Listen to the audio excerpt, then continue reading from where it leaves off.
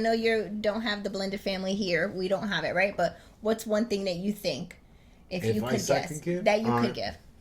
My advice would be, crazy enough, it'd be to you. Don't ever mess this up. Because there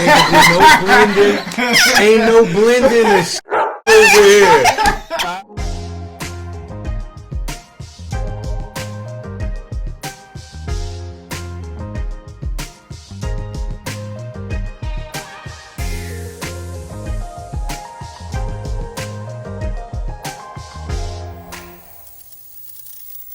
Welcome to Keeping It PC, Season 1, Episode 1. This is Couples Couch with Pat. And I'm Cam. Let's do a little bit of housekeeping. If you are new to our channel, welcome. If you are not new, you know what I'm about to say. We do not get into the nitty-gritty details of everything that we want to talk about in this topic unless we see fit. And we may see fit. Also, be sure to hit the like and the subscribe button. Also, I know Patrick says no to this, but go ahead and shop our merch. We got plenty that you can go ahead and Don't y'all buy none of that merch. Don't buy none. I don't feel like packing none of it. Welcome back, everybody. Right? Welcome back. We were on a summer break for a little bit because the Married at First Sight season is completely over. Right? Yep. If y'all didn't catch it, go catch out our interview with David. Yes, it was really good. David gave some insight as to what we didn't know. But Married at First Sight is over, and we are launching a new series for you guys called Keeping It PC, which is Pat and Cam, to be clear. Right? Yeah, not politically correct, which we will not be adhering to. We are not going there with that. But we will talk about in this series everything from relationships, trending topics, entertainment, life, kids, pets, everything. And if you have any topics you want to hear, of course, be sure to drop them in the comment section as well. But before we get into this week's episode 1, right? I want to give a quick shout out to our dog, Dallas. If you missed it, we posted that we lost Dallas in May, right? He was an 11-year-old English bulldog. It was just his time, and he went on to be with Dog Jesus, who I believe is a chocolate lab. Okay. Dallas is with Dog Jesus, right? Yeah. The chocolate lab, who he is at peace with at this point, right? He's gone on to better things. And just a little bit, I got Dallas when we lived in Washington, D.C. And when he was a puppy, he had a spot on his side where his leg met his torso that looked like a star. So it was just fitting. I picked him out because of that, and I named him Dallas. And some of my best memories are me and Dallas. We used to live right by the Washington Commanders stadium, so everyone would come off the metros and walk to the game, and me and Dallas, I put a Cowboys jersey on him and we go walking around. And can you tell us cool. Patrick is still in the healing process? Nobody asked for a whole story. You're gonna quit. I'm grieving. Patrick is still grieving. She does this to me the other day. Who was it? The pest control guy. The pest control guy was here, and it was like 2 weeks after we lost Let me tell the story. The man came to spray the yard, as pest control people do, and the man simply asked, "Are there any pets in the backyard?" This fool proceeds to tell the man, "Well, you know, I just lost my English bulldog. He was old. He's 11 years old. You know, it really broke us up." Like, the man didn't ask for none of that. Why do him like that? He just came to spray the yard and leave. But yes, all the dogs are out of the backyard. You go spray. Too much. No, I want everyone to know Dallas's story. Okay. Netflix. We need a documentary on Dallas's story. I'm going to tell y'all this real quick, and then we're going to move on into our episode. But Patrick and I did not do well on the day that Dallas decided to pass, right? And we were broken up. So much so that even PJ was looking at us in the vet center like, "Are y'all good? Like, y'all are taking it." We look like, you know, when you get a beating or a spanking and you like... I was ugly crying. I was waiting for my mom to say, "Shut up," before I give you something to cry about, because I couldn't get rid of those. we were done. So hence the reason why we needed a spring-summer break to collect ourselves and come back to you guys with this new series, Keeping It PC. So without further ado, let's get into this week's episode 1. we are going to talk about the topic blended families. And we have a couple of special guests that are going to join us for this episode. So let's just get into it. Yep. You ready? Let's go. Lego. Welcome friend to the show and our barber, Rob, and his girlfriend, Alyssa. Welcome to the show. We're so happy to have y'all. Thank you for coming. Let's talk a little bit about blended families, right? And for our viewers out there, as y'all know, or may not know if you're new to our channel, that Patrick and I have been married 11 years, right? And together for 14 years. And we came into this marriage without kids. But we now have 2 kids. Unless there's something you want to tell me, this is the time. The microphone is here. All right. And I can draw up the paperwork immediately. Single fellas out there, never give them your real name. They can't track you down later. Whatever. So we've never endured the challenges of having the blended family, but we're interested to talk about it with you guys.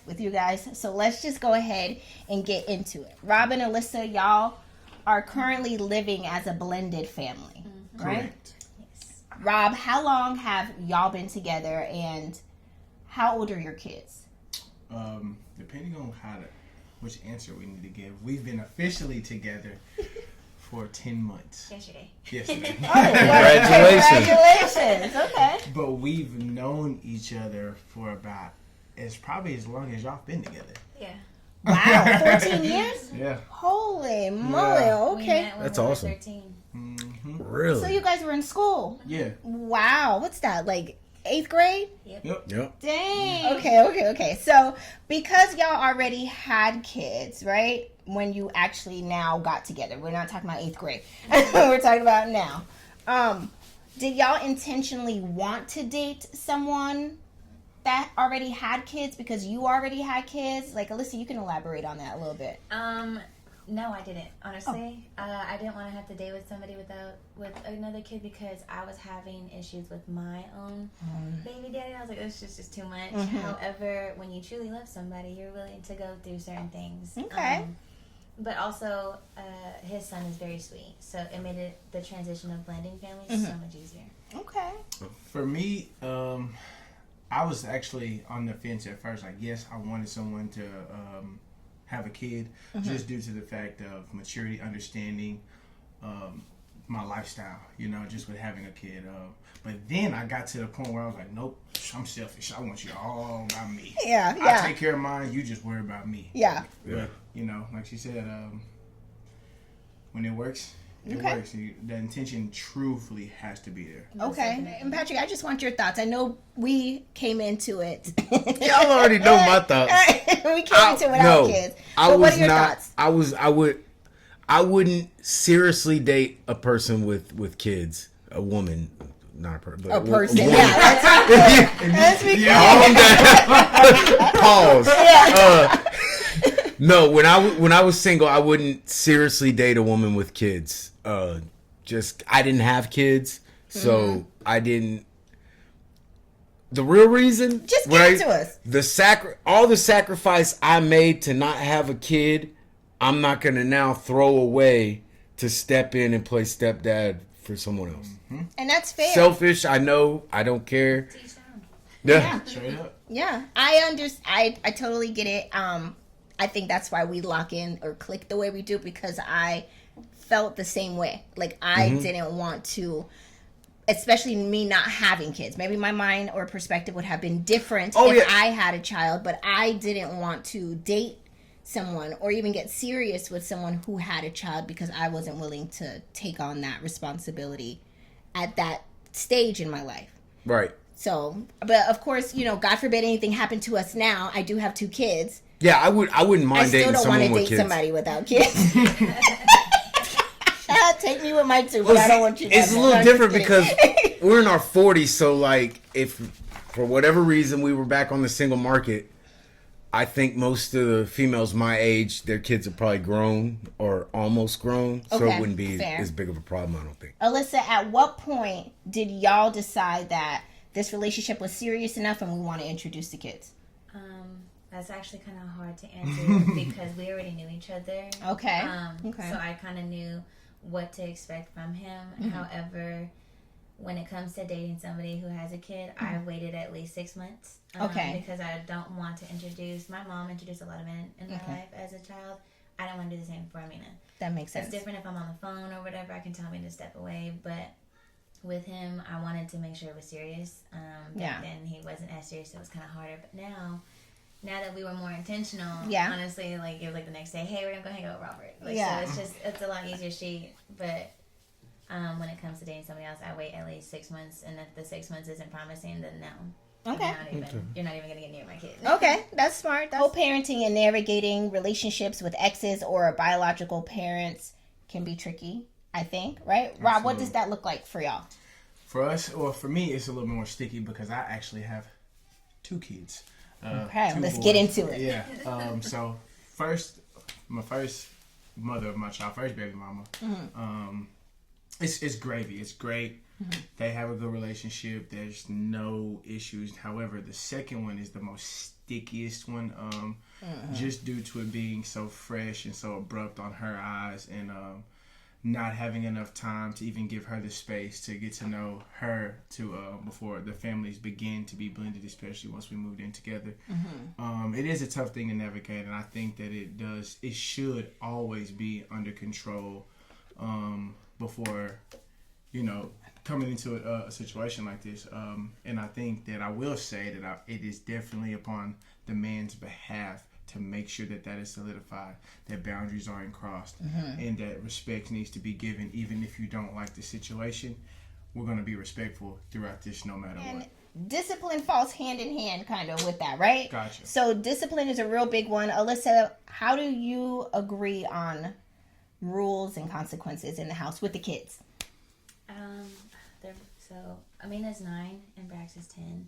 So now that they're older, they get more responsibilities with things, and they want to gain the independence. And so for me, I'm having to let go of the reins and let them figure that one out. Okay. And then being a blended family and siblings, when it comes to discipline, I just hold them to a standard. And if I expect something of them, I expect them to communicate.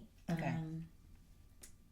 It gets hard because then I have to ask Robert, like, hey, like, how does Braxton do this? Because I don't know how to handle it, and I feel like I don't want to step on any toes, and I feel my face getting red. I see it happening too. I'm like, what's going on? We had something just last week, and I was like, I don't know how to handle it. I don't want Braxton to make me like hate me or anything, or resent the time that I'm taking away from your dad. Yeah. My face. And I think that I think she's kind of like y'all, like. She's the hangman. It's much harder on the kids. Like, my daughter is so very outgoing and very strong-willed. And so, and Braxton is so soft and so sweet. Yeah. And so, I'm sweating. Now I'm thinking about it, I'm like, I'm so tough on Amina. And then, that's where my transition is hard when it comes to Braxton. Okay. And that's where, I try to be the best voice of reason and logic to be able to, hey, listen to what she says, but I'm going to come through it in a more softer manner and break it down to him. Okay. You know what I mean? Just so there is a difference in parenting styles is what I'm hearing y'all say. For sure. Yeah. So, and I just wanted to add on that's not a blended family thing. I think that's a kids thing because our kids, they're 2 years apart, but they are polar opposites. For sure. One you could say things to and it won't affect him. The other one, you have to watch your words because she's so sensitive. So even in the family where we're both parents, we still can't parent the kids the same. Yeah. Does that make sense? Yes. Yes. And with you saying that, I want to actually ask you a question, Patrick. Do you think, not in terms of blended families, but do you think that there is a difference in parenting styles between you and I? Yeah. It's called the belt. I'm just playing. I do not be hitting kids with a belt. Disclaimer. Yeah. I think there is I think there is a difference in our discipline and styles. I think we deal with it well because of the respect we have for each other. Who's good guy? Who's bad guy? You're bad guy. I already knew you were going to say that. Yeah, well, everyone would know that. The kids, everyone. Denzel training. Yeah. Kamara don't play. Yeah. They know, even Robert told me something, I think it was 2 weeks ago, Braxton wanted to eat something, and I had made pot roast, but it was leftovers at this point. And it was only the next day, and he was like, I'm hungry. He was like, never mind, I'm just going to eat what Alyssa made because I should eat this food in front of me. I'm like, what did I do to these kids? You got them in order is what you got. How did that happen? Because I ended up going to Cane's, Chick-fil-A, Wendy's for 3 different meals for all the kids. I get, like, I'm soft. I know that. I'm soft.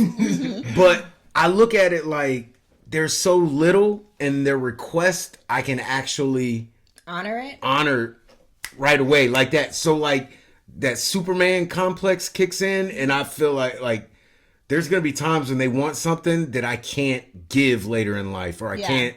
And I think that's the lesson that I try to enforce at times, just because I didn't have the luxury to, you want McDonald's, I want Cane's, and mom or dad is going to go get it. Yeah, we didn't get that growing up. And so that's where eating what's in front of you is what you're going to survive on. Right. You know what I mean? Yeah. And it's just also, ultimately, the lesson is you're not always going to get what you want. That's also true, too. That's just what it boils down to. I'm just going to also throw in there that I think it's a generational thing. I think our parents and their parents and their parents, you ate what you got served. Like, but us as a new generation, right, of parents, we're willing to honor, like, oh, I really want Outback, but they want Cane's or they want McDonald's. Hell, get the McDonald's. I don't care. Like, it's not that big of a fight for me, and who cares? And this is just my theory. I'll probably get in trouble for it, but we're going out to eat too. Right. It's easier to, when you, like you said, you made the pot roast. Yeah. Like you put blood, sweat, and equity into that. Like somebody gonna eat this. Right. Another topic that I wanted to hit though is conflict. And conflict is always tricky in my mind. It's never easy. Rob, what do you do when your child or Alyssa's child acts out? Like, how do you handle that? And do y'all get into it? Because I got stories about Patrick and I. Right, Patrick? Yeah. So how I handle Brax, he knows my expectation. We're going to talk about it. We're going to take accountability, and then we're going to move on from it. And then, like, next time, you know better. When it comes to Princess, I'm going to ask a few questions. Most of the time, I'm getting shot down immediately. She will not talk to me. She will go into her cocoon and just shut completely down. Okay. I can't really handle that one. So when it comes to, that's when she normally steps in. And ultimately, like, if there's some things that I've seen, we'll talk about it in private. We're like, hey, like, you kind of handled this just a little rough. I think that you should probably take this approach, which sometimes can cause some conflict. But as I become more observant, based off of my style of parenting, I see what works for baby girl. Okay. Because I see how she's handled, and she knows her better, so that's how it's going to work. And that's where I continue to just take the back seat. Now, what I'm trying to implement is, I'm so sorry to say this. Hey, let's keep it 100. We ain't keeping no secrets. Go ahead, tell us. I try to come back through and save her from whatever she doesn't give her. I'm trying to come to her. Hey, look, you're trying to be the friend. Yeah, no, definitely. I do that. Yeah, I definitely do that. Here's the thing about conflict with kids. These kids will use you against each other, okay? And they're little, but they're smart, okay? And they will try to work the system to see who they can get over on. And every time in our household, he is the one being used every time. And you don't even realize it, how you are used against what I said goes. So I have to get with Patrick and be like, offline, that is, not in front of them, because you can't do it in front of them because then they know the playbook. So I have to tell this fool, do not argue about what your point is or what you think I should have said, or what, like, say it behind closed doors, because they will see the division and will use it against you. Right, and that's the hardest thing for me, is because, like, it'd be foolishness and I'm just trying to defend against foolishness. Like, you're doing this because of emotion. This doesn't make any sense to you, but it's a principle behind it, right? There was a situation that had happened like that, and we ended up having a discussion. And I mean, my daughter is used to hearing very combative argument or like conversations on her father's side. But for me, I've always been trying to keep it behind closed doors as much as possible, right? Because I've already been through that before. I remember we were leaving small groups, and we were having a discussion, and he wasn't on my side about it. Even if I was wrong, you're supposed to still be on my side, because ultimately a united front. Thank you. And so then we get home. We have a 30-minute drive. But isn't being on your side also showing you the error in your ways if there are errors? But they can tell me that when we're behind closed doors because we're a united front, because the kids did utilize that. They knew for a fact that week, me and him were not going to be on the same page. Mm-hmm. We got home. I was quiet for it's a 30-minute drive. Last 20 minutes, I'm being quiet. You shut down. I don't want to hear anything. I don't want to say anything because clearly you're going to hear what you want to hear and you're on the kid's side anyways. Yep. So then we get home. We handle what we got to handle. He's like, honey, I'm so sorry. I said, oh, yeah, for what? And he was just like, because now I understand. I said, "Oh, Riley, now you get it. Now it registers. Now I'm not dramatic. Okay, cool. Like, who else is gonna be on my side? If you're not supposed to be my partner, who is? Like, that's crazy. Then I gotta be against the kids. The kids already think I'm bad guy. Like, come on. Let's talk about being a bonus parent and what that looks like. Alyssa, tell us, how do you support Rob's kids without feeling like you're replacing anyone? I ask his mom if she needs extra help with dropping him off on something. Like, they get together on soccer practices, so I get to be involved in that, which was really cool.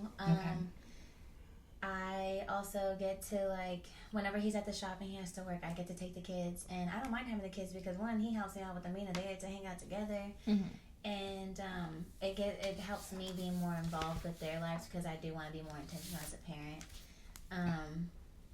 And just being able to spend that time with him and everything. It's cool. It's really cool because, I mean, he listens to the same music I listen to because his mom listens to the same music I listen to. So you guys get to bond that way. We do. Like, sometimes, I remember I was getting ready at Robert's apartment and we were going to have date night or something, and Braxton was playing the game and I was playing music in the restroom, and I just kept, like, I was just getting ready or whatever. I was fully dressed.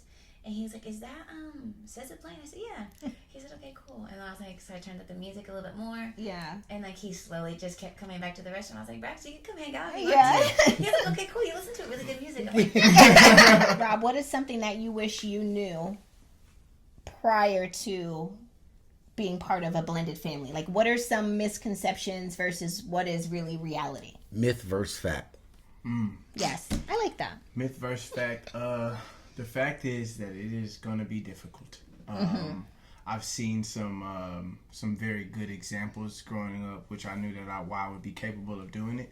Because I had a few, stepfathers across my time. Nothing longevity-wise. They're not here now, of course. But no shade to them. Yeah.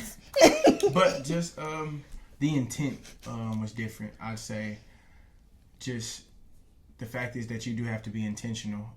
And in a sense, I kind of have to analyze what baby girl needs coming into this versus what, she may not be getting from another area.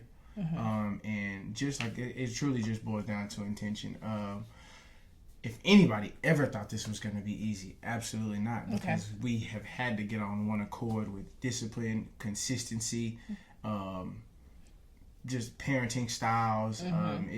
It sounds all good when y'all are in love. Right. You know what I mean? That's the fairy tale part of it. But when you bring two other humans in here with personalities that you got to conform to in a sense, and then, like, I don't want to say nothing to your daughter, and then you get offended, and vice versa, and then that's a whole thing. So, like, that's where you really got to be sensitive. I mean, sensitive.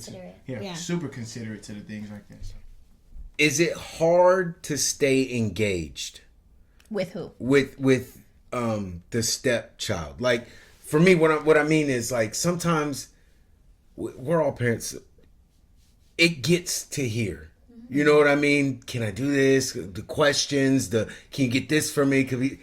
And I know for me, and they're of me. They look just like me. And I still have to make a conscious effort to stay engaged because it's a lot easier to just be like, listen, no more snacks, no more nothing, and I'm out of it. Yeah. But is it hard for her? Yeah. It's super hard for her. And I'm being honest with you. I think sometimes, like, baby girl, she'll just come in and ask one question of the day, and her instant response is so irritable. I'm like, that's just the first one of the day. Where are you already at on 10 with this? But, like, when we're in the car, oh man, I'm getting a questionnaire. You know what I mean? But, like, I engage it. I want to make sure that she knows that it's cool. Ask me all the questions that you want. Now, I understand, like, sometimes she's whooping me with the questions. Right. But, like, I'm going to still always stay engaged and positive, so that way she knows it's gonna always be a safe space. Now that's the difference, is that I know that she knows her daughter. Mm-hmm. And so I can understand her level of tolerance and patience can be a lot shorter than mine. And ultimately, I've always wanted a baby. I'm trying to create that bond, not to division between us, but for her to see Robert will be on my side at times when I need him to. Part. That's ultimately what it was. That part. Daddy got my back. Yeah. Daddy, I don't care what y'all say. You will never take that out of me. There's not a better feeling in this world than to be like, all right, we know we ain't supposed to do this, but Daddy got your back. You with Daddy, and we gonna do this. No, because you have to let them know I'm not one of your little friends. You have to establish that as well, and you're so worried about trying to be a friend. No, you twisting it. I'm not. Even in the midst of whatever's going on, I always tell her, even when I left today, hey, listen to your mommy. I'm always going to resort back to that because I know how she's going to handle it. At least you say, listen to your mommy. This one be over here with, you know your mom crazy. You know your mama head ain't wrapped right. Quit being crazy. Quit displaying At least you say that. Yeah, they walk around with fear when they don't necessarily have to have fear. They just need to do what they're told. Or else. That's fear. I have a question for you three. Did any of you all come from a blended family? And if so, did you feel any differences between you and your step siblings, or was there a difference in your biological parent and your step parent in the way that you interacted with them? So for me, like I mentioned before, my mom brought a lot of different men into my life. One of them that I can significantly remember is that he had 3 kids of his own and we had 4. So altogether there were 7 of us. Whoa. That was like the Brady Bunch. Oh yeah. Plus 2 parents and a dog, for sure. There were times that I definitely felt out of place because his kids were older too. So that we were all the younger bunch of the group or whatever. But there was times where like my mom would go to work and it was up to his 2 oldest daughters, to take care of us, and just the way that they did it was giving like Cinderella. Like they were the 2 evil stepsisters, and we can't come out the room until our room is clean, and then when it was clean, it wasn't clean enough. So like I remember I folded all my clothes as nice as possible, and she threw them out, and I was like, what? It's already like 12 p.m. I haven't eaten breakfast. I'm hungry. Oh my goodness. It was awful. And I remember telling my mom about it, and then she didn't believe me, and I was like, oh, you don't believe me? That's crazy. That's nuts. And then the relationship that I seen with her, with how she treated the girls too, and I'm like, oh, you want to be besties? Like, you think that they're friends and everything. I'm like, instead of being like the bonus parent, being the responsible one, like you wanted to be cool with them, and you ultimately let your kids fall short of that. So for me, my mom had only really dated one guy that had a kid. He had a son, but he only kind of came to like the summers, and that was only one instance that I kind of just remember. He shot my mom's computer screen with a BB gun and blamed it on me, and it was crazy. And I told my mom, you know I know better. I've been having these BB guns for years, and I've never done That's what got trauma. You know what I'm saying? Like, but I mean, so I can say like kind of yes, but kind of no. Like if she did date, they didn't come into the picture with kids. So I actually kind of got my foundation off of one of my buddies. I seen how his parents co-parented, and they came into it with a kid, and just they're still married to this day. And that was just kind of like, okay, it can work this way. And but yeah, no, for me, no, I didn't really come from one. I had some small instances, but nothing ever major enough that's lasted this long. Okay. I did come from a blended family, but it wasn't step brothers. I have half brothers, so we have the same mom but share different dads. And I lie to y'all not, even to this day, present time, I feel no difference. My mom and dad did such an amazing job of blending our family seamlessly to where we feel no different. Like, I look at them like that's my... Yeah, but all 3 of y'all had the same mom, so y'all had the same boot in your ass. Like we all had the same struggle. Yeah, we were all struggling together. So y'all have the same mom, but all different dads? 2 different dads. So my dad is married to my mom, but my brothers have a different dad. Both brothers. I only have 2 brothers. Okay, yeah. So that's, I guess I would be the same. So me and my 2 sisters, we all have different dads. Okay. Yeah, and then my brother and my sister on my dad's side, of course, they have their mom. Right. They're full brother. But who did you live in the house with? Oh, mom and 2 sisters. Okay. And they had different dads. See, and I lived in the house with me and my 2 brothers, and my parents were married for all this time, so Gotcha. I just never felt any different. Like my parents did an amazing job of like just blending the families. My dad didn't treat anybody indifferent. Mm-hmm. We all felt like we came from, like, if they haven't told us, we would have never known. Yeah. They could have kept that. They could have died with that secret, and we would have never known the difference. To be honest, you know what I mean. For that, they deserve their flowers as well. Okay. You know, they may have their generational things that they do, but as far as blending the families, they did an amazing job with us on that. I gotta give them their flowers. And just to not leave anyone out, there are other types of blended families. You have ones with that, you know, adoption. Yeah. We in our family we have adoptions. So I've always wondered, like, how do they feel? What does that look like? Yeah, like even with my baby daddy, he has multiple mothers for his children, for each kid that he's had, and the second one and I, we actually share birthdays. Her son's birthday is a week after Amina's. So for the last 4 years, we've been sharing birthdays. So we make sure that our kids are always blended together. Yeah. Amina sees that his siblings are her siblings. They know that, like, if I need anything, I can call Michaela, and she's gonna answer. Oh, that's good. She just loves her, and they have a really good relationship.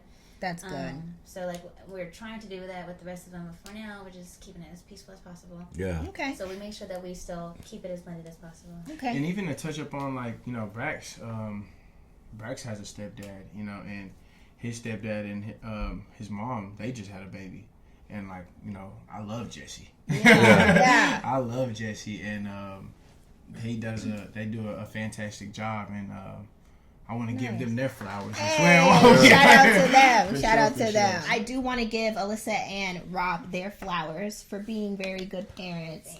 And you guys are very mature in handling it. From what I hear, I ain't there. Right. Yeah. You don't have to tell me anything. No, I'm just kidding. But from what I hear, you guys are doing a really, really good job, and the kids are really lucky to have both of you guys. I think that's really good. Yeah, that's true. Hey, well, if you guys could give any advice to other couples, just one thing, just to wrap this up, what would be one piece of advice for other couples that are starting their journey on blending a family? Alyssa, what's one thing you can say? You guys are not enemies. Remember that you guys always gotta choose love and be patient, because I struggle with the patience a lot with not only with my own child but to a lot of other kids. So always try to put yourself in their shoes and what they're thinking, because they are little humans. We have to give them that space, and it's a lot easier said than done. Okay, what's your one thing, Rob? Get you a prayer life. Dive deep into scripture. You're going to need it. It's going to be the one thing that's going to keep you guys unified. And like she said, y'all realize that you will not be enemies, but a good prayer life and intent to keep God first within your relationship. It will make it thrive. Okay. I know you don't have the blended family here. We don't have it, right? But what's one thing that you think, if you could guess, that you could give? My advice would be, crazy enough, it'd be to you. Don't ever mess this up, because ain't no blending over here. Alright? Whatever man you bring in the house, understand I'm giving both kids a mission. Tear this shit up. Tear it up. You ain't my daddy every day. I'll call my real dad, because you ain't gonna do shit. These are all things I'm gonna give them. These are the to tools. Use daily. So whatever we may be going through, you better suck that shit up, because ain't blending nothing. Tyrone, he ain't gonna be friendly, dog. He ain't gonna be friendly. The only way we blended, Tyrone, if you want to move in and take over a third of these bills, then we could go ahead and work on this blended family. But as far as you living in a house with my children and me not there, my God. Nah. Pete not giving them smoke. I already know. That's my giving them smoke. That's my commander. When we get married and if for some reason that we decide to get divorced, it's not happening. We're not getting divorced. I can go on a date and he's gonna be right behind me. He's gonna be like, the guy's gonna be like, who is that? Oh, that's my husband. Yeah, you can divorce me. That's fine. The paperwork is fine, but I'm not leaving. I'm not leaving. I'm in the house. Me, you, and him need to work. We need to find a way to make this work because I'm not leaving. I'm not. I'm too invested. What? You know all my secrets. You said for life. You said for life. I don't care what that paper says. Yeah. You said it for my mama and daddy, so that's what it is. All right. That's all we have for this week's episode. Thank you so much to Alyssa and Rob for joining us. This was awesome. We talked about blended families, couch potatoes. Please be sure to drop your comments in the comment section. We would love to hear from you. Did this episode give everything it's supposed to have gave? Let us know. We will be back next Thursday with another episode of Keeping It PC right here on Couples Couch. We thank you so much for watching, and we will see you in the next episode. Bye.